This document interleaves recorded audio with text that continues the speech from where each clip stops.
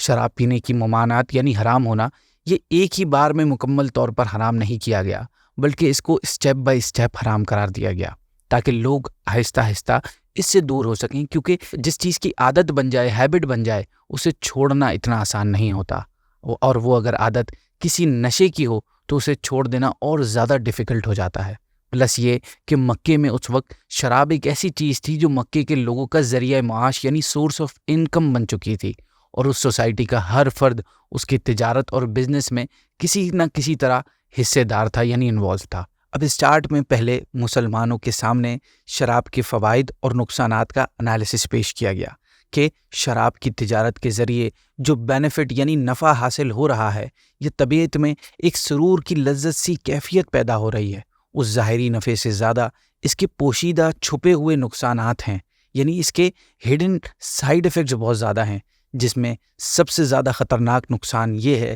کہ بندے کی عقل جیسی عظیم نعمت ہی زائل ہو جاتی ہے اور وہ اچھے برے کی تمیز کو کھو دیتا ہے۔ اس تنبیہ کے بعد کچھ لوگوں نے شراب سے ہاتھ روک لیے، چنانچہ سورہ بقرہ کی آیت نمبر 219 میں اللہ پاک فرماتا ہے کہ اے محبوب، تم سے شراب اور جوئے کا حکم پوچھتے ہیں تو تم فرما دو کہ ان دونوں میں بڑا گناہ ہے، اور لوگوں کے کچھ دنیاوی نفع بھی، اور ان کا گناہ ان کے نفع سے بڑا ہے۔ ناظرین، جو حضرات اس آیت کے نازل ہونے کے بعد بھی اب تک شراب پینے میں مصروف تھے، ان میں سے ایک نے نماز کے دوران سورہ کافرون کی تلاوت کی اور ایک آیت کو غلط پڑھ دیا، جس سے اس کے معنی بالکل چینج ہو گئے، جس کے بعد نشے کی حالت میں نماز کے قریب جانے سے بھی منع کر دیا گیا، اور حکم نازل ہوا کہ اے ایمان والوں، نشے کی حالت میں نماز کے پاس نہ جاؤ جب تک اتنا ہوش نہ ہو کہ جو کہو اسے سمجھو۔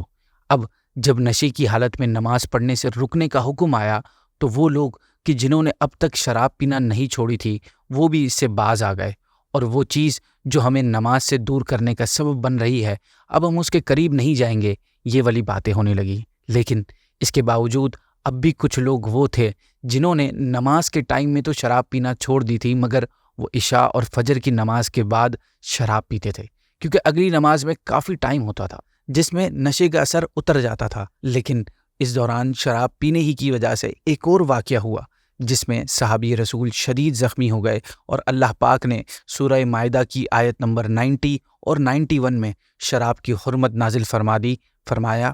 اے ایمان والوں، شراب، جوا، بت اور پانسے ناپاک شیطانی کام ہی ہیں، تو ان سے بچتے رہنا کہ تم کامیابی پاؤ۔ شیطان یہی چاہتا ہے کہ شراب اور جوئے کے ذریعے تمہارے درمیان دشمنی اور بغض و کینہ ڈال دے اور تمہیں اللہ کی یاد اور نماز سے روک دے۔